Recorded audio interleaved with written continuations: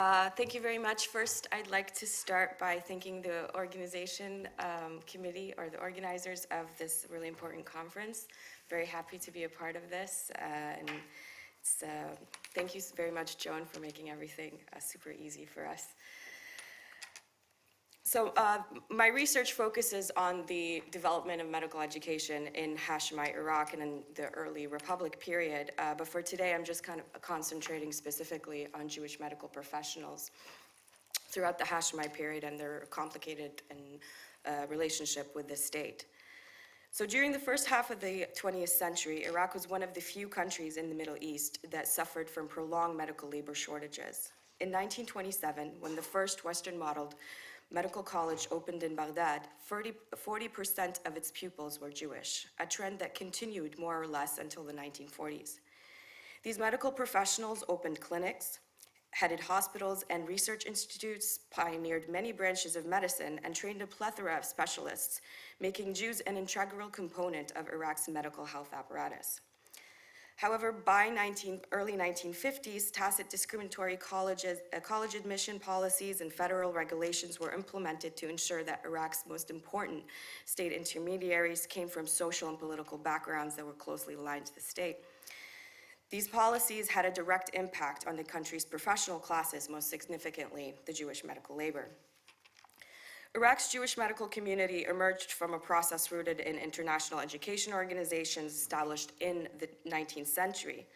However, even prior to this period, non-Muslim communities, particularly Jews, constituted a sizable group of medical practitioners in the Ottoman Empire. For example, Jewish women composed a significant portion of the Ottoman Empire's medical labor force, acting as physicians, surgeons, and midwives who set up their own practice and visited their patients at their homes. Iraq's Jewish community emerged from this long historical trajectory of medicine, which was galvanized by the establishment of education institutes like the Alliance Israelites. In relying on archival research, memoirs, medical journals, newspapers, and oral interviews, this paper highlights the way in which Hashemite Iraq's nation-building strategies relied on this skilled medical cadre to establish and maintain public health policies and its medical health apparatuses. On the other hand, Iraq's Jewish community pursued the medical profession as a vehicle for social and political integration. For today's talk, I showcase the way in which Jews played an important role in establishing and maintaining Hashemite Iraq's public health sector. I do so by highlighting the numerous medical fields and organizations that developed under and benefited from these professionals' expertise. I then move on to discuss how this medical cadre used their profession to transcend national borders, gender-based restrictions, and discriminatory state policies. This discussion underpins the mobility of medical professionals, but also demonstrates the way in which Iraqi Jews were able to overcome social and political restrictions during this period. The relationship between Iraq's Jewish medical professionals and the state was inherently paradoxical because it was embedded in contradictory components. On the one hand, the state marginalized these important professionals through a series of ill-conceived and discriminatory policies, but on the other hand, these professionals, being employees of the health directorate, constituted the state itself. The story of Iraq's Jewish medical professionals highlight this community's self-integration process into the state, as well as the way in which the Hashemite government invested in the making of its medical and state actors, only to marginalize them through a series of discriminatory policies that ultimately and ironically undermined the state's initial nation-building strategies. Iraq's Jewish community included a minority of doctors who specialized in several areas of medicine. The diversity of their medical expertise highlighted their importance to early state development. But Iraq's dire need for medical labor was the impetus of the emergence of doctors with multiple specializations. Medical labor shortage was an ongoing crisis throughout much of Iraq's modern history. With the arrival of the British during World War I, Iraq's medical community cooperated with British medical officers in an effort to establish public health sectors through organizations and policies that attempted to address Iraq's medical needs. One of the immediate methods of addressing Iraq's public health needs was through the establishment of a local medical college designed to produce local doctors who were aware of the ailments in the region and able to become experts in multiple branches of medicine. And in 1927, Iraq's first Western-modeled medical college, the Royal Medical College of Iraq, opened its doors.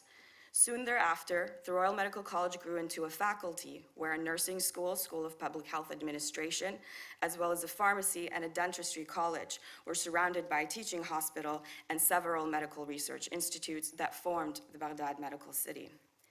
The initial curriculum of the medical faculty produced doctors with multiple specializations who were trained in English.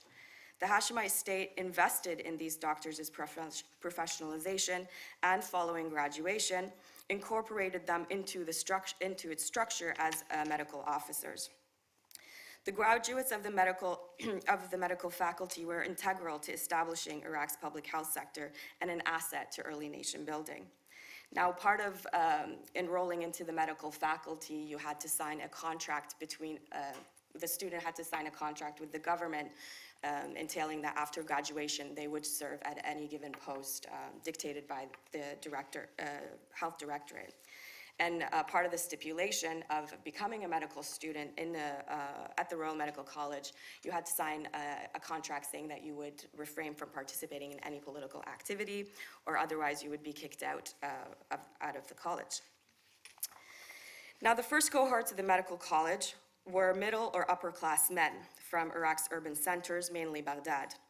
In October 1927, 21 students were admitted into Iraq's medical college, 7 of which were Jews. Yet even prior to the development of the medical faculties in Iraq, Jews were studying the medical profession at regional faculties. In the 1920s, 12.5% of the entire body of the American University of Beirut's Medical College were Iraqis.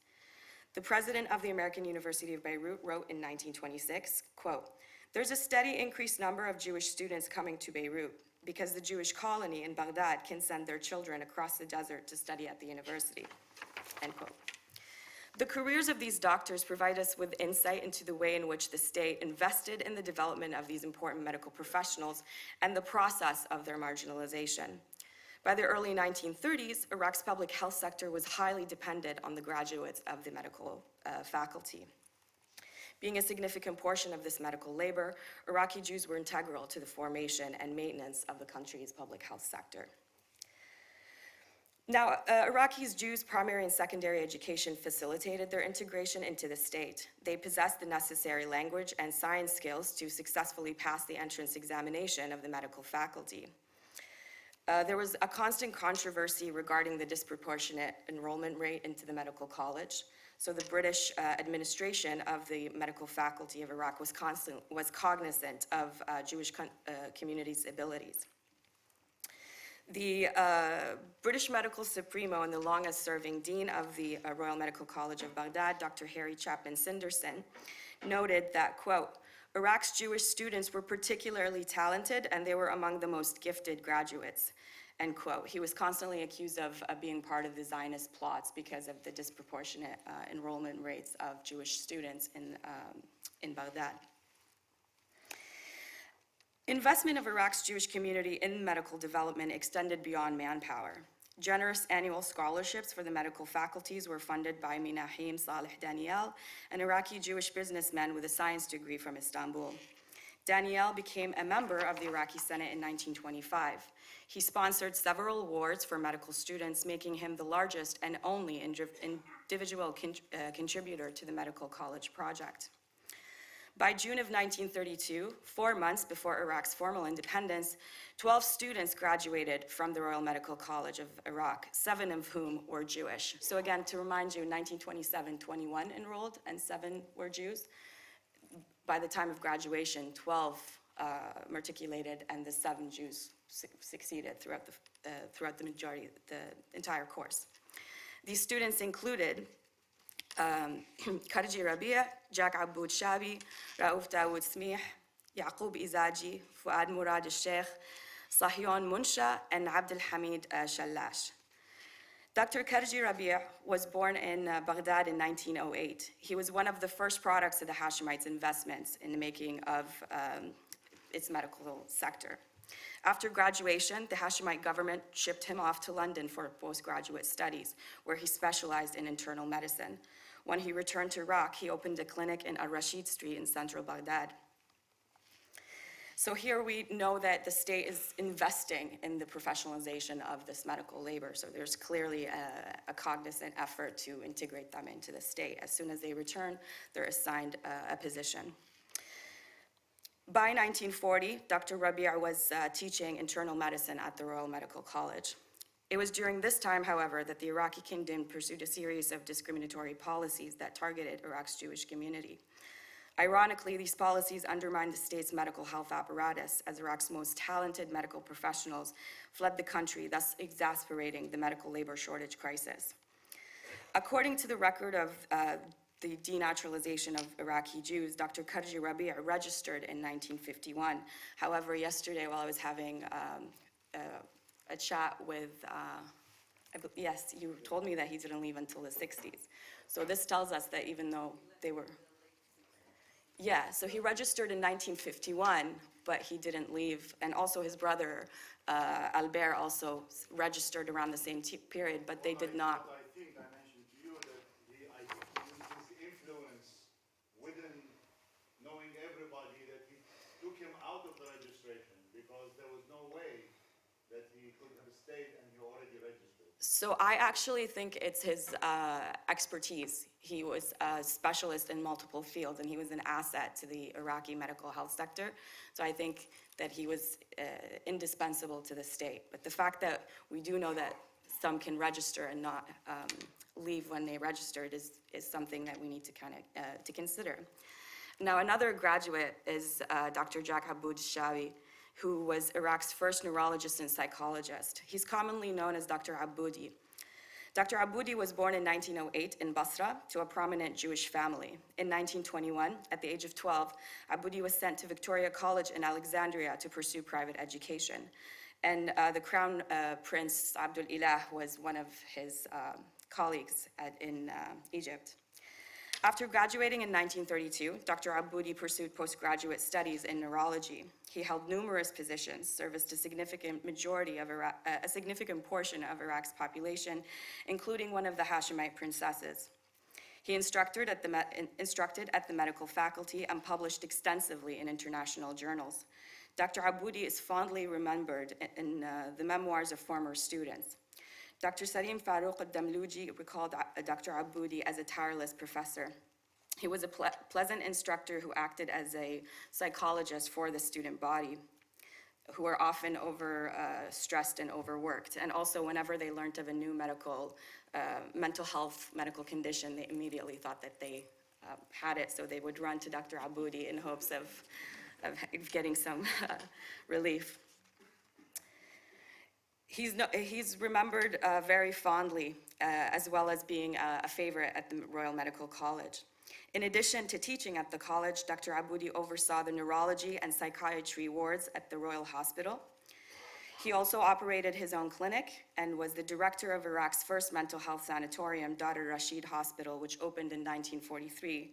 He was its director until 1970. Dr. Abudi was a multi-specialist. He worked on cutting-edge research to treat syphilitic nerve infection using intravenous blood injection from malaria parasite. This was absolutely groundbreaking when it came out. He also worked with Hans Hoff, one of Sigmund Freud's students, on hysteria and menstrual-related psychosis, but we'll leave that for another research project. Dr. Abudi pioneered research on Guillain-Barré syndrome, a deadly autoimmune disorder that impacts the peripheral nervous system and causes paralysis. He's the first to actually work on this project, and to this day, his work's from 1950s, it's still cited as relevant. In addition to his extensive research, he pioneered pioneering treatment methods. Dr. Abudi trained numerous Iraqi nursing students to specialize in mental health disorders. Until 1940, these students headed to Lebanon and trained at Al Asfuriya Sanatorium. So now he's localizing medical education. He's part of that really significant process of keeping the training local. Dr. Abudi also spearheaded policies regarding the treatment of mental health patients. Until 1935, mental health patients were imprisoned, chained, or provided little to no cognitive behavior.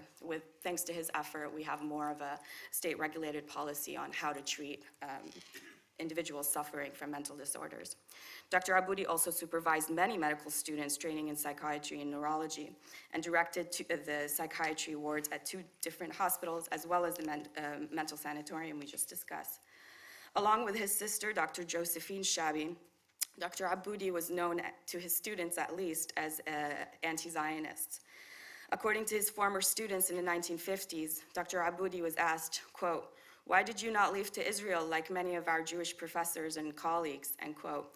Dr. Abudi supposedly responded, "It is because I am Iraqi and I will not abandon my patients." So perhaps not anti-Zionist, but definitely an Iraqi patriot.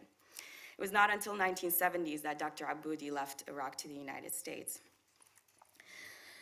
Like her brother, Dr. Josephine was a multi-specialist. She too was an internal specialist. She too trained abroad, however, in internal medicine, but she also worked at the Pathology Institute along with 2 Jewish doctors, Raouf Smih and Fuad Murad. The 3 contributed to the development of the field of pathology. They worked alongside Ottoman-trained doctor Shaukat al-Zahawi and spearheaded the Pathology Institute of Iraq. In addition to the institute, Dr. Josephine worked at the Center of Blood Clinic and Laboratory in Baghdad. She was the only female on these teams. She left Iraq in the latter part of the 1960s and headed to the United States. So at this point, we know that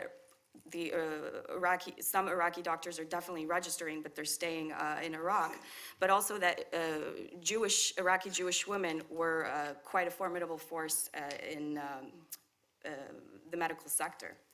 Until the 1940s, Jewish doctors held prominent position in Iraq's health directorate and in the medical sectors of various ministries. For example, Dr. Elias Shalom, a decorated surgeon with postgraduate degrees from England and Paris, was the doctor of Iraq's Royal Air Force and the director of the ophthalmics department in the health directorate, as well as the director of the ophthalmic hospital in Baghdad.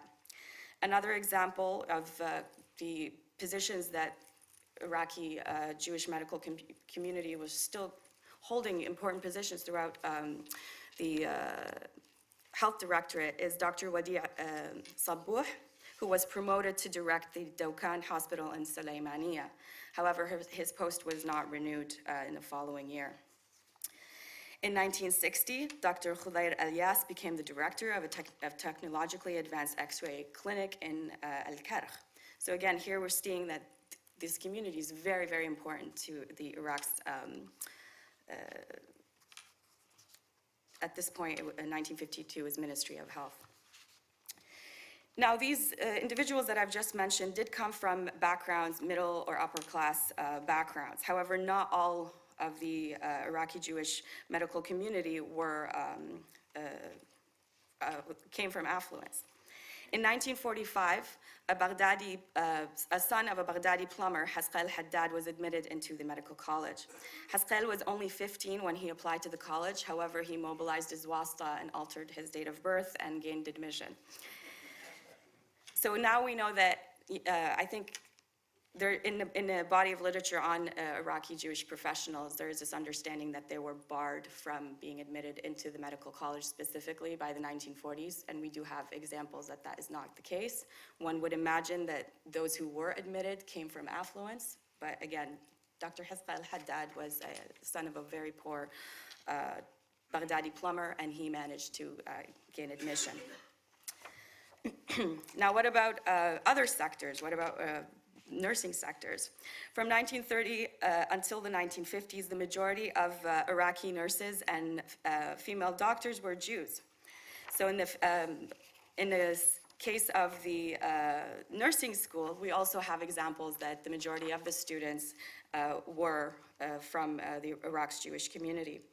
But they were also accessing regional facilities. In 1936, American University of Beirut's nursing student, Renee Isaac, published an article in the American Journal of Nursing where she detailed her experience as a gynecological and pediatric nurse in Baghdad, Basra, and Beirut. Renee's experience highlights the level of mobility these female medical professionals possessed, their interaction with Iraq's diverse population, and their ability to make do within facilities that were extremely understaffed and underserviced. In many posts, these nurses were often the only medical officials in the area. Now I'll just conclude real quickly. My broader research focuses on the interaction of Iraq's medical community with the state, but I'm also interested in the way that these professionals used their platform, their professional platform, to make meaningful change. I've come across numerous examples of Iraqi medical community, specifically Jews, servicing vulnerable populations, specifically the sex work industry. We have examples of, so until 1958, sex work was a regulated trade in Iraq, and the majority of doctors who provided clean bill of health to the sex workers were Iraqi Jewish doctors. In some memoirs, I found that if a troubled girl needed an abortion, she would go to the Kalachia district and inquire who would help her out, and this was a sort of a word-of-mouth basis. The Kalachia was also an area where same-sex workers would go, same-sex sex workers would go to get treatment on syphilis-type symptoms, and there was an anonymous doctor who provided these service for Iraq's transgendered and same-sex sex work community. So overall, just to conclude, Iraq's Jewish community was well integrated into the health apparatus of the Hashemite period. They were absolutely indisposable to the state. The state invested in their development for initial nation-building project, and they continue to depend on them for the overall development. And it's also interesting to note that it is their medical profession that allowed them to transcend discriminatory policy of the state, and perhaps they benefited more so from their integration with the state. So thank you very much.